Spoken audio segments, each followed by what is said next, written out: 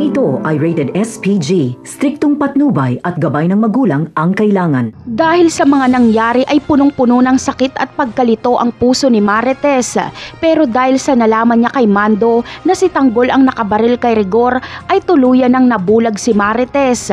Para sa kanya ay kasing sama na ni Tanggol ang ama nitong si Ramon, lalo pat sa pagkakaalam ni Marites na magkasama si Tanggol at Ramon.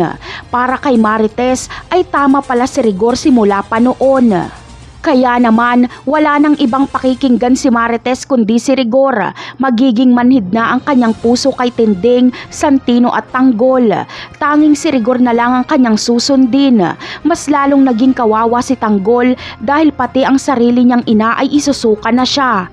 Naniniwala kasi si Marites na si Tanggol ang tumulak kay Lena sa hagdan at si Tanggol din ang nagratrat sa kanilang bahay.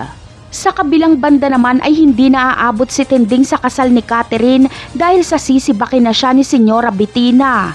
Tumakas lang kasi si Tinding noong pumunta siya sa presinto para kasuhan si Rigor. Wala nang pupuntahan si Tinding, lalo pa pati si Marites ay hindi na rin siya tatanggapin. Samantala, kapag malaman ni Tinding na bukas na ang kasal ng paborito niyang alaga na si Catherine, ay gagawa siya ng paraan para makasilip man lang sa kasal kahit hindi siya imbitado. Gusto niya kasing makitang masaya si Catherine. Ngunit ano kaya ang gagawin ni Tinding kapag makita niyang kay David ikakasal si Catherine? Si Tinding na kaya ang magpapatigil ng kasalang ito at mabibisto niya ang pagpapanggap ni David? Yan ang aabangan natin sa mga susunod na episode. Paalam!